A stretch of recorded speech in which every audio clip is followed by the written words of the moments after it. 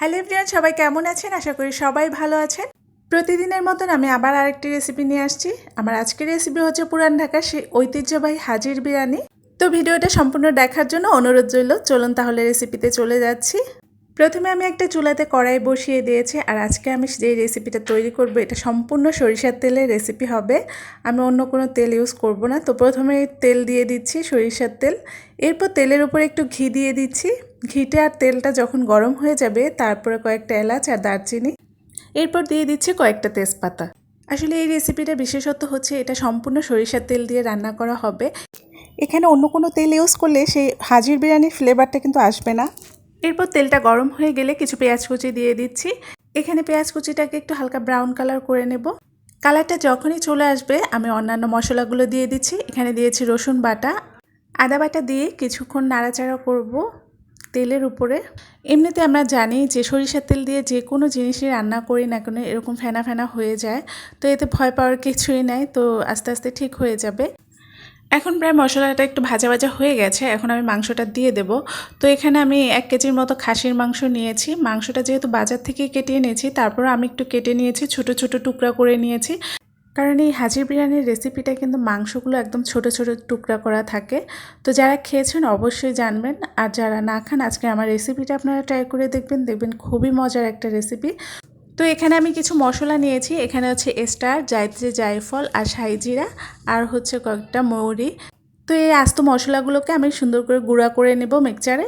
এরপর আমি মাংসতে টক দই দিয়ে দিচ্ছি, আর একটু মিক্সচারে টক দইটা ফেটিয়ে নিয়েছি, কারণ আস্ত থাকলে কি হয় মাংসের সাথে ফেটে ফেটে যায়। যাই হোক, তারপরে মশলাটা দিয়ে দিচ্ছি। হাফটা রেখে দিয়েছি, আমি এটা পরে দেব। আর স্বাদ মতো লবণ দিয়েছি, একটু চিনি দিয়ে দিয়েছি, একটু টমেটো সস দিয়েছি। তো এভাবে করে আমি সব মশলাটা দিয়ে এবার মাংসটাকে ভালো করে কষাতে হবে। আর কয়েকটা কাঁচামরিচ দিয়ে দিচ্ছি। আমি এখানে শুকনা মরিচের গুঁড়ো একদমই দেব না, আমি এটা সম্পূর্ণ কাঁচামরিচ দিয়ে রান্না করব।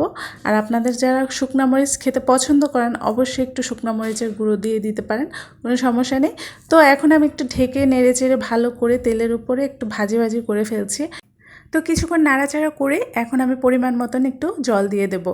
আর এই জলটা দেব হচ্ছে একটু হালকা উষ্ণ গরম জল দেব। যেহেতু খাসির মাংস, তো আগের থেকে একটু সিদ্ধ করে নেব ভালো করে, যেন মাংসটা একদম সফট হয়ে যায়।